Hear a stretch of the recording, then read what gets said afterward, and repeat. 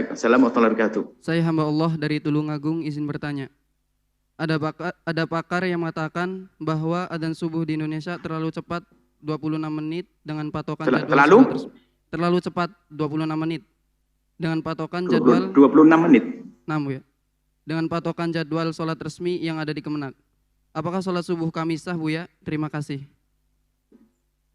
Sebentar diulang. Yang Kemenak yang salah. Coba dibaca diulang. Ada pakar yang mengatakan bahwa adzan subuh di Indonesia terlalu cepat 26 menit dengan patokan jadwal sholat resmi yang ada di Kemenak. Baik. Apakah sholat subuh kami sah, Buya? Jadwal yang ada di Kemenak itu ternyata lebih cepat 26 menit. Tentunya setiap daerah ya. Jangan orang salah lihat. Nah, orang di Jawa Timur lihatnya sholat subuh di Batam. Ya kan kacau, setengah jam selisihnya. Jadi orang Jawa Timur di Blitar yang lihat di Blitar. Di Batam lihat waktu Batam. Nah, di dalam beribadah sholat itu, maka yang harus kita perhatikan dalam urusan waktu, orang tidak sah melakukan sholat kecuali dia menduga kuat bahwa waktu sholat itu sudah masuk. Yang pertama, ada dugaan, dhannul mukallaf. Yang kedua, dan di saat sholat memang terbukti dia di waktu sholat tersebut. Jika nanti terungkap bahwasannya sholatnya adalah belum masuk waktu, maka tidak sah. Atau di saat kita melakukan sholat, kok kita tidak menduga waktu sholat sudah masuk, juga tidak sah. Ditanya, kamu sholat apa? Subuh. Memang sudah masuk? Nggak tahu. Maka itu tidak sah. Nah, jadi selama ini, alhamdulillah, sholat kita berpatokan dengan jadwal yang dari Kemenak itu sudah sah. Karena kita telah menduga. Dan sampai selesai sholat tidak terbukti kalau kita sholat di luar waktu. Selagi kita masuk waktu melakukan sholatnya, ada dugaan waktu sholat sudah masuk. Dan tidak terbukti kalau kita sholat di luar waktu, maka sholat kita sah. Selama ini sholat kita sah. Jangan ada yang mengatakan sholat kita tidak sah. Nah, baru jika suatu hari terbukti, hari ini misalnya, terbukti bahwasanya di Kemenak itu, penanggalan Kemenak itu, ternyata kita buktikan dengan ilmu, karena ilmu mengetahui sholat ilmunya zahir, nggak usah pakai macam-macam. Ternyata kok lebih dulu 26 menit, maka kita tidak boleh sholat mengikuti Kemenak saat itu, bukan yang lalu.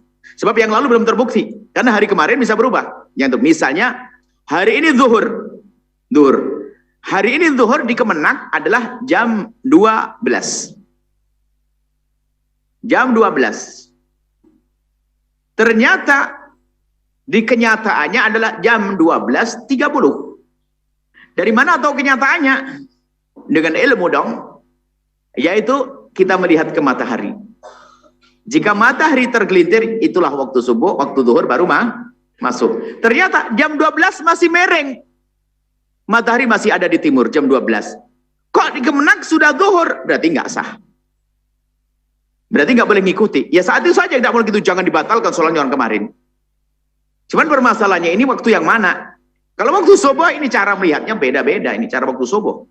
Ini biasanya khilaf. Kalau waktu zuhur jelas, waktu maghrib terbenam. Terbenamnya adalah di saat kita berada di hamparan bebas, bukan di bukit-bukit. Puasa Ramadan gara-gara matahari tidak terlihat langsung buka, padahal masih jam 4 sore hanya karena ketutup bukit, belum maghrib itu. Jadi harus di hamparan pinggir laut. Di antara hamparan tak bergunung, kok matahari sudah terbenam, itulah waktu maghrib tiba. Kok ternyata matahari masih nongol kelihatan, lah kok di Kemenak sudah maghrib, maka nggak boleh kita ngikuti. Hari itu saja.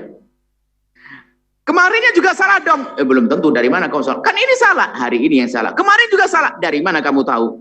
Buktikan dulu kalau kemarin salah. Gimana buktinya? Mau tak tarik matahari? Nggak bisa. Maka yang lalu sudah sah. Baru sekarang saja tidak benar, baru sambil besok pergi ke Kemenak agar benar waspada. Mengingatkan yang demikian itu, seperti itu. Jadi yang tidak sah adalah sholat di hari ini saja. Yang pasti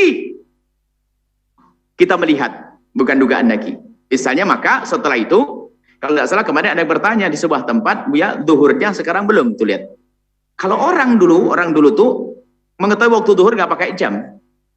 Di setiap masjid zaman dulu kuno di kampung-kampung ada semacam tempat begitu, bangunan kecil naik ke atas, terus ada besi ke atas, Kemudian di situ ada tandanya. Jadi kalau sudah ada bayangan masuk tanda itu masuk waktu duhur. Itu adalah mengikuti matahari. Dan setelah waktu istiwa miring sedikit, maka waktu duhur itu tiba. Ini yang pasti. Karena kita melakukan waktu duhur adalah karena matahari tergelincir. Nah, Kemenak gimana? Kemenak juga berdasarkan ilmunya untuk mengetahui itu. Jadi Kemenak bisa diikuti. Dengan catatan, jika memang dari Kemenak tersebut tidak bertentangan. Kalau ya, bisa saja salah ketik di Kemenaknya. 26 menit. Mungkin maksudnya 6 menit. Ketambahan 1 jadi, ketambahan 2 jadi 2. 6 bisa salah ketik begitu. Jadi perlu dicek kembali. Selesai ya, insya Allah. Maksudnya apa? Kami sampaikan, jangan membatalkan sholat di hari yang lalu. Karena nggak bisa buktikan kalau kita sholat di luar waktu. Bahkan kalau seandainya ada orang sholat di luar waktu semuanya, misalnya dari sebuah pondok pesantren, rupanya subuhnya salah semuanya. Tahu-tahu terbukti 5 tahun di pondok Al-Bahjah Batam, sholat subuhnya belum masuk waktunya. Oh terus gimana? 5 tahun. Ya sudah, kalau 5 tahun nanti wajib dikodok hanya 1 tok. Yang terakhir tadi pagi saja. Kenapa? Yang tadi pagi itu yang nggak sah. Yang kemarin gimana? Yang kemarin untuk mengkodok hari sebelumnya, untuk mengkodok hari sebelumnya, untuk mengkodok hari sebelumnya, untuk mengkodok. Jadi kodoknya 1 kali sholat saja. Bukan 5 tahun sholat yang harus dikodok. Kan begitu? Ini adalah fikihnya. Semoga Allah memberikan pemahaman kepada kita, pemahaman yang benar. Dan tolong jangan gampang meributkan ini. Dicek dulu pelan-pelan. Jangan gampang mengatakan, wah tidak sah sholatnya 5 tahun. Dari mana sholat tidak? Ini merepotkan orang. Merepotkan orang. Semoga Allah mengampuni semuanya. Dan semoga Allah memberi bimbingan kepada kita semuanya. Jalan yang Allah ridhai. Wallahu a'lam bishawab. Setelah Anda menyaksikan video ini, jangan lupa berselawat kepada baginda Nabi Muhammad sallallahu alaihi wa alihi wa sahbihi wasallam.